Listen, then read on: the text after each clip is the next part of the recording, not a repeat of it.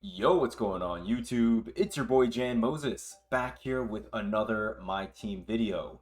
In this video today, we're going to be covering a couple of topics starting with salary cap. I just got home a couple of hours ago and finally had the chance to sit down and work on a lineup for salary cap centered around Pink Diamond Latrell Sprewell, who, if you haven't seen how I got this card, please check out the salary cap report episode that we dropped on the channel yesterday.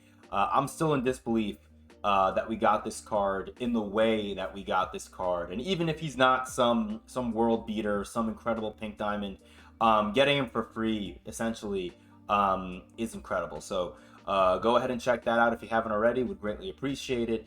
Then I want to transition over to talking about next weekend because yeah, All-Star Weekend is already just 1 week away.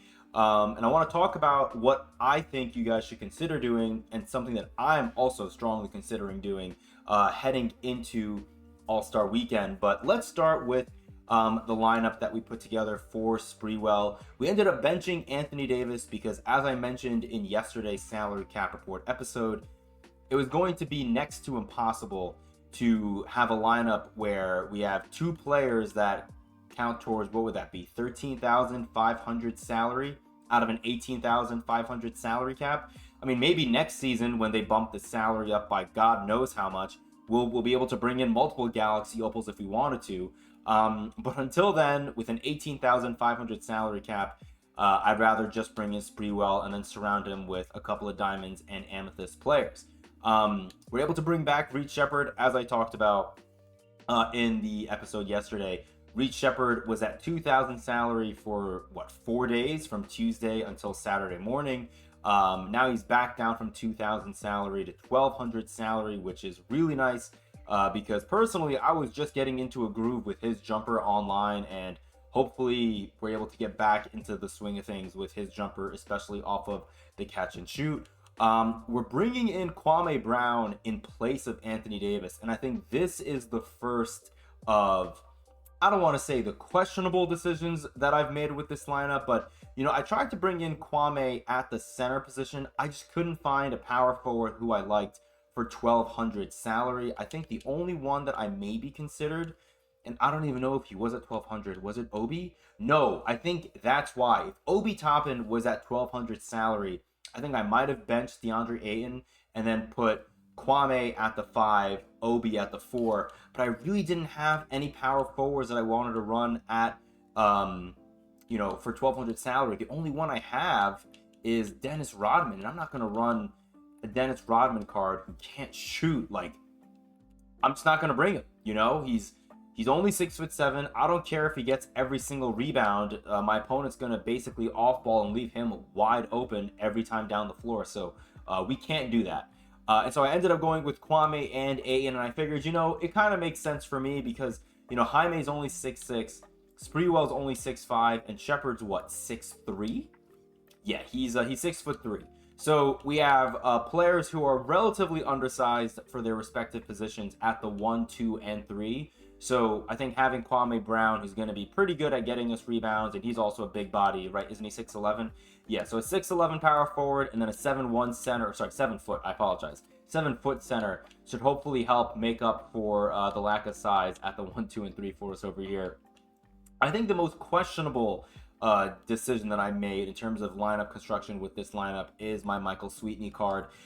Coming off the bench at the 4, I was able to green with his jumper relatively easily in offline games when I use the rhythm shooting mechanic.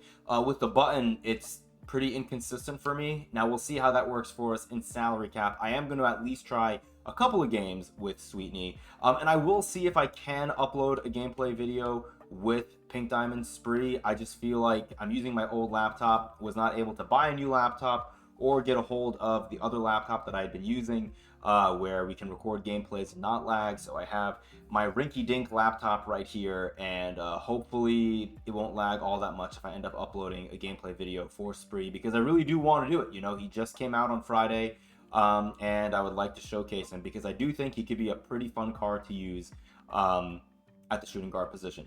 All right, moving on. One other thing I want to talk about actually before we get to how I think you guys should consider preparing for All-Star Weekend. Don't forget, if you have any envelopes remaining, to get these exchanges done. I have not done, I think, any of these. I might have put one of my envelopes in here, one of my gold ones, but you could see I still have 5 gold envelopes left right here.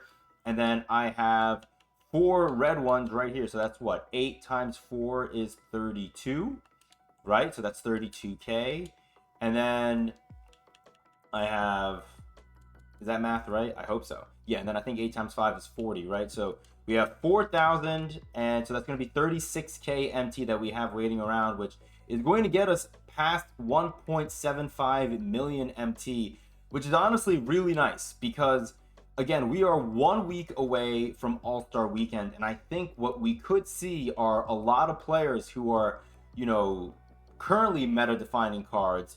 They may not necessarily drop in value, but other players, especially, I mean, there may even be some people playing this game who may have a couple of the top meta cards right now, but they may not have any MT currently. And I'm sure a lot of people, including you guys watching this video, and honestly myself, you can put me into this bucket as well. There are a lot of people who are really excited to add, at least a couple of cards from next weekend's drop. I think I'm now in the boat of, we're not going to be getting an event for All-Star Weekend, but I do think we're going to be seeing a Hall of Fame box and other pack deals, if you want to call them pack deals, like that, like we saw for Black Friday, for the MT Winter Festival event. I think we're going to be seeing boxes and pack offers that kind of rhyme, if not are exactly the same as what we got during those other events that we've had in the past. I think it makes a lot of sense. I would not be shocked if 2K gives us a $100 offer and then gives us maybe another Galaxy Opal option. That would be cool. Maybe instead of that, they give us a random Dark Matter All-Star RNG pack, which you may be watching this video and saying, oh, Jan, that's crazy. Maybe it is a little crazy, but I need you guys to trust me when I say this. If we get a box like that, I will personally strongly consider buying that box because I can almost guarantee you're going to have a 95% shot at getting Dark Matter Jalen Brunson, because I'm assuming, if we get Dark Matters for all the, all 10 starters, Jalen Brunson is, I think, the shortest starter, and he's going to be the card that is by far the most troll, at least I think. Maybe, I think Donovan Mitchell is a starter too, right? So I guess I could get Donovan Mitchell. That would be pretty frustrating. But I would love to get a Dark Matter Jalen Brunson, but only because I'm a Knicks fan. So I could see that happening. But regardless, we should be getting, some really, really good cards with some big names of players that we all want. And I think because of that, we could be seeing a pretty decent market crash going into this weekend. You guys know the phrase, buy the hype, sell the news.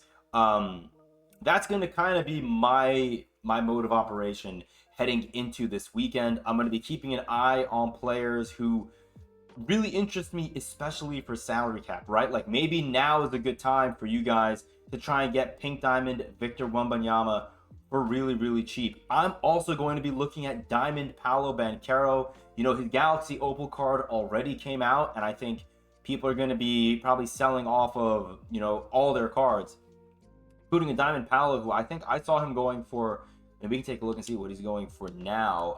I saw him going last night on the mobile app for like 220K, and I feel like he was going for like what, 300 to 400K before that. So now I am recording this, it's just before 1 p.m. on Sunday, so kind of an awkward time to be looking at player prices. But you can see right here, a Paolo Banchero with 1 legend badge is at 180K, so you may even be able to get a Paolo for under 200K. Wow, 40 Hall of Famers. I mean, this Paolo card was so good, and I think especially if you're someone that plays salary cap, Paolo Banchero is a card you 100% want to keep an eye on. And I'm telling you right now, I know I've been sitting on a decent amount of MT. I don't know if I really want to get Paolo Banchero for 200K as a diamond card when we're in the middle of February and we're about to have all-star content hit our game in, about a week or so. But if I can get this Paolo Banchero for, what, 150K? Especially if he's badged out, I'm willing to pay a little bit more. Like, I don't want, like, sorry, not that I don't want, I would love to get a card like this Paolo with 40 Hall of Famers for 150K. That's not going to happen, but I would be okay with getting him for like 200 to 250 because this is a card that's going to probably run for you in salary cap in some capacity, whether it's starting for you in season 5 or coming off the bench for you if you're still playing salary cap in season 6 or 7. I think you're going to get a lot of usage out of a Paolo Banchero card that's a diamond that's cracked out with badges because, again, this card has been a menace in this game for a really long time. So cards like Diamond Paolo Banchero, Pink Diamond Victor Wembanyama, maybe if there are some of the Opal cards that you guys may like, like Opal Kevin Durant and LeBron James, cards who I don't think they've had their animations or their jump shots tweaked at all. We're going to be seeing those cards come out in the All-Star content drop next week with more than likely updated SIGs, animations, jump shots, you name it. And those cards are going to become the most desirable cards. So if you're okay with not getting those big name cards with the improved jumpers, you're going to probably be able to get some of these other cards that are getting updated versions of their cards, like LeBron and KD, maybe for a better price than what you're seeing right now. So my plan is I want to maybe buy a couple of the cards that I mentioned during this market crash that I believe will be happening during the midweek portion of this upcoming week. And then when people see how bad the odds are going to be, I think people are already worried about, we're going to be seeing special inserts come back this week. Even if we don't get special inserts, like even if they're just players that are, in packs that we can post on the auction house, these all-star players that we get for the most part are going to probably be so insanely expensive, and they're going to be, pulled so infrequently out of packs that people who are not able to get, these top-end Dark Matter and even Galaxy Opal All-Star players that are coming next weekend are going to be scrambling to get their old players back. And that's when you can, if you wanted to, sell those players that you bought when everyone was panic selling during the middle of the week. You can sell those cards back over the weekend, or maybe even on Friday or Saturday, and potentially make some profit on the players that you bought if you want. You could even wait until the following week because we are going to be getting super packs a week from, I guess, tomorrow, right? A week from Monday, the 10th. So, people may be holding out on buying their old players back until super packs come out to see if the players they want to buy from this next weekend's All-Star content drop in price anymore. But, super packs, at least so far this year, haven't really moved the meta market, like the top end players prices, all that much. What they've really done is just tank the value of, cards that aren't as desirable for the players that are, trying to acquire top end players for their team. But if you're someone like me who plays salary cap, one man's trash is another man's treasure. I will happily scoop up, all the diamonds and pink diamonds that people don't want from their super pack openings to bolster my collection before season 5's round of salary cap begins. So that's at least what my plan of operation is. Let me know what you guys are looking to do this week. Maybe give me a name of a player that you want to target in the auction house this week that you could see their price crashing. Whether it's a player that I named, like Pink Diamond Victor Wembanyama or Diamond Paolo Banchero, or maybe it's, I'm trying to think of another player that could be, meta. I mean, maybe you want even a Pink Diamond Paul George, right? Paul George just got a Galaxy Opal card this week, and I don't think he's in the All-Star festivities for any reason, unless they have an All-Star podcast segment. But yeah, Paul George at 161K, and I think this is for his stock version, right? No, he can have less than 12 Hall of Fame badges. So is 11 his minimum? I can't really tell. I don't want to go into the collections. I'm too lazy to look. But if you want a card like a Pink Diamond Paul George, might not be a bad idea to try to get him next week. You'll be able to get a shooting guard eligible Paul George. And again, a lot of people who play this game who have cards like Paul George and Paolo Banchero have had them for a minute. Even Wemby, they've had them at least for a couple of months, and they might have put a couple of Hall of Famers on them, a couple of legend badges on them. But it's not really going to matter all that much when they're trying to, scrounge any MT they can get to try and chase the players that are coming out in the game next weekend. So again, curious to hear your guys' thoughts, because maybe there's a player that I'm not thinking of that you guys want to chase, and then that'll be a player that maybe I add to my list, to my shopping list for next week. Yeah, before we get on out of here, though, I do want to open up a couple of packs. Let me see how long into this video, or how many minutes into this video are we? We're at 15 minutes. Holy mother of God. All right, we'll make this really quick. We didn't have all that many packs to open up anyways. We do have this 95 plus hidden gems. We're going to get to that at the end. Let's open up this NBA All-Star History pack that we get for logging in today. So here comes a free emerald. Oh, it's a gold, even better. Oh, and a sapphire. All right, cool. We get LaMelo Ball. That's exciting. Did I not have any of those cards? That's interesting. All right.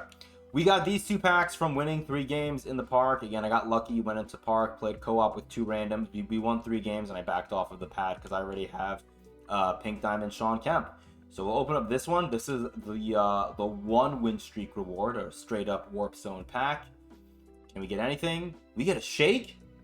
We get a diamond. Okay, I can't complain. Dude, the Warp Zone packs have been so good to me.